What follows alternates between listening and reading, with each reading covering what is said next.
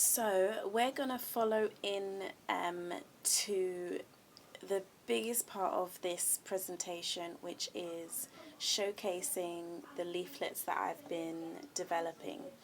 And I just want to say, for anyone that is saying, or that might say, who is she contracted by? Or, you know, this might be a bit of a temperamental situation.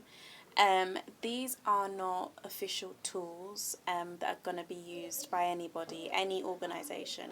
But what I'm doing today is, I guess it's part of the celebration of things that I've learned in my journey. But as an advocate, I feel it's really important to keep pushing not an agenda, not any kind of well intended narrative around HIV being an epidemic way before, and now we're less of a problem. I definitely want people to understand that HIV is something that lies dormantly once you're undetectable. There is a slogan that is very much in the limelight, which is "you equals you," and that is not contracted in any of my stuff. I am very much someone that likes to discuss and communicate things in an advocating way. So I'm not here to divulge information about what's out there that you already get, because the professionals understand what's out there for you to get a thorough understanding of what is available. So things like treatment, I'm not going to discuss. Things like disclosure or myth busting, the usual things that get us scared in regards to our diagnosis. The clinical side of things, I'm not involved in any of that. But let's get started, because I will go on about things that I'm trying to promote and help people to understand in line with my personal experience. So I've got the first one here, and this is saying, it's more in lines with my theme, which is the red jam. So Tila Jam has 3 themes. We've got red, orange and green. And so the red jam is all about self-love, and it encompasses everything to do with how we love ourselves.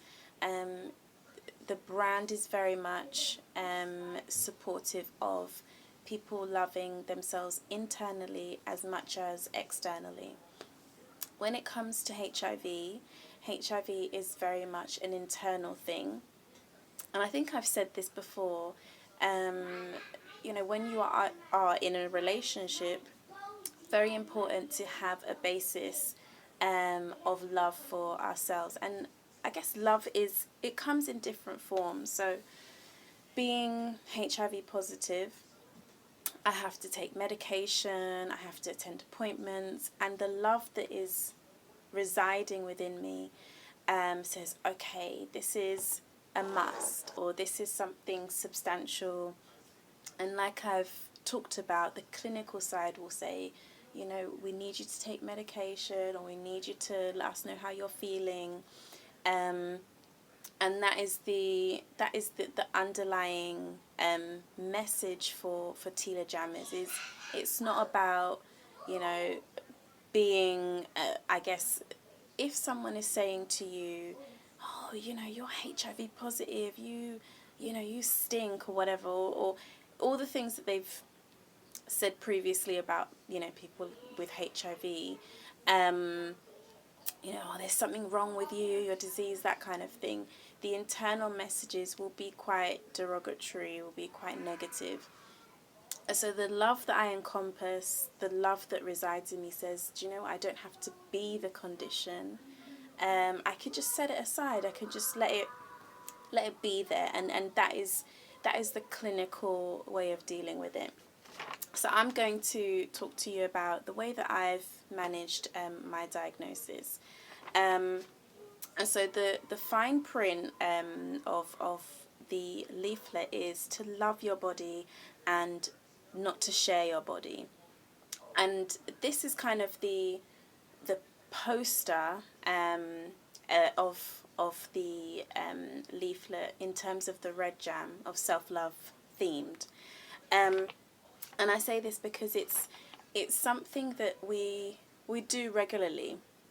Someone will sit next to you and you have to understand the sharing part of your body initially, than the love your body part, because you can love your body and you can dress in a way that is helpful for you to feel comfortable, but the moment that you I guess share your body, and it could be through intercourse, or it could be even just something like getting a tattoo. Once you are doing that, you have to know the reason that you're doing it for. If you're sharing it with someone that that you trust, that's the loving side of you coming through. But contracting HIV does involve sharing your body. So just don't share it if you don't know that the person has HIV. And unless it's you, don't share your body in a way that someone can say, well, you don't love yourself. I've put here in bold, non-consensual intercourse. The thing about consent is what happens when we consent to sharing our body. Like I've just said, you sit down next to someone, you've consented to, sharing your shoulder or sharing, maybe a position that you sit. One thing that I believe in my personal journey, that I've not been able to openly discuss is when people consent to looking at you in a way that you might not feel comfortable. That's when it could be non-consensual, and the love that I have would say, oh my gosh, I need to be somewhere else.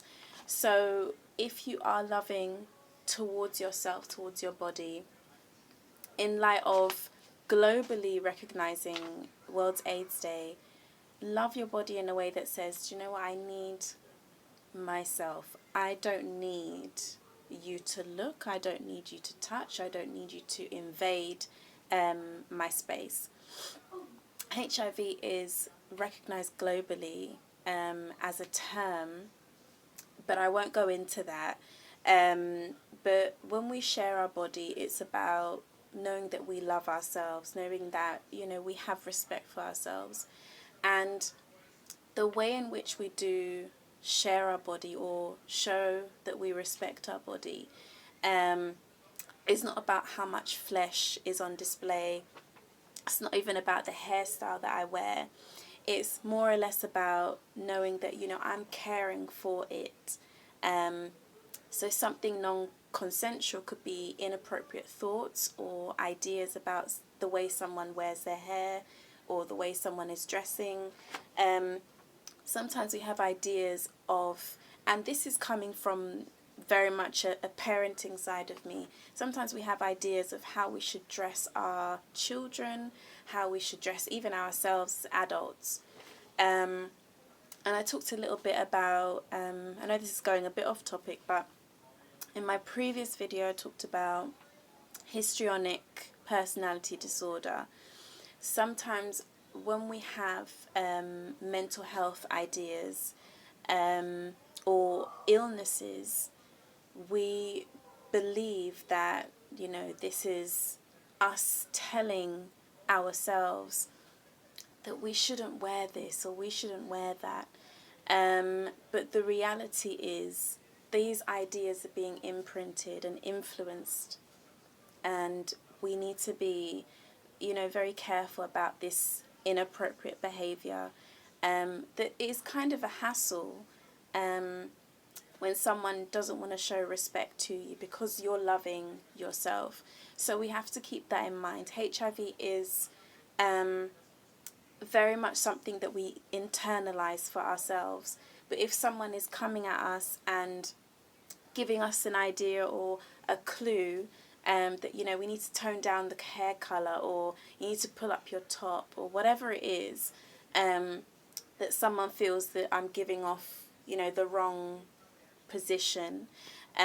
Some people have other diagnoses other than HIV, so they might come across very anxious or depressed, and it just elevates the diagnosis that they have. So HIV is not supported. It's the mental health that's more supported.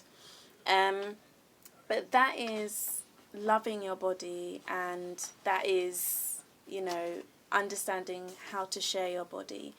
I want you to think about how and ways in which you can look to complement your body in a way that shows that you love it. You love how you look. You love how you dress. And when I say look, I mean as in your body. I have got so many lumps and bumps. I have got different spots in areas. I have lost weight because of medication that I've used. And I think there was a time period in the early days of HIV and AIDS, there was a time period where there was a lot of clinical trials that were being done. These trials were, you know, trials and errors.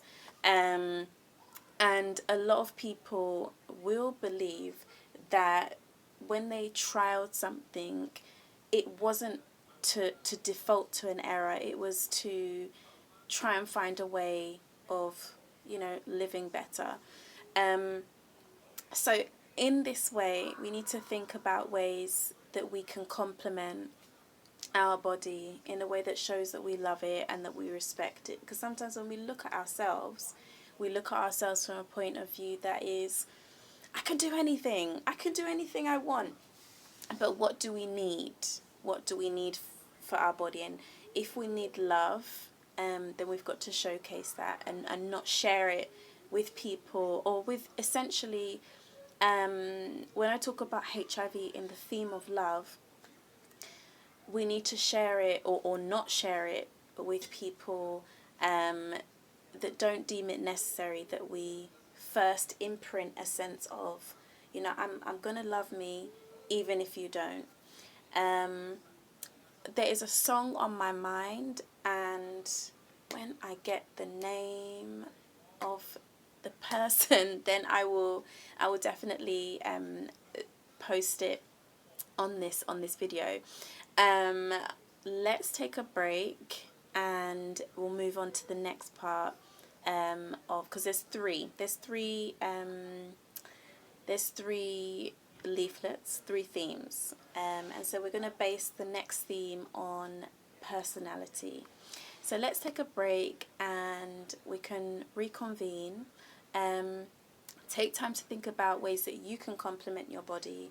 If you know someone that is HIV positive, if you are just trying to understand HIV more, sometimes we already do things, and this is not to engineer people to do things that I'm suggesting, but I'm very much happy to advocate in line of my journey, and I guess this is the accountability side that, you know, I like to showcase. So let's move to the next leaflet. Let's take a break from the first leaflet, and yeah, let's see what goes on in the next leaflet.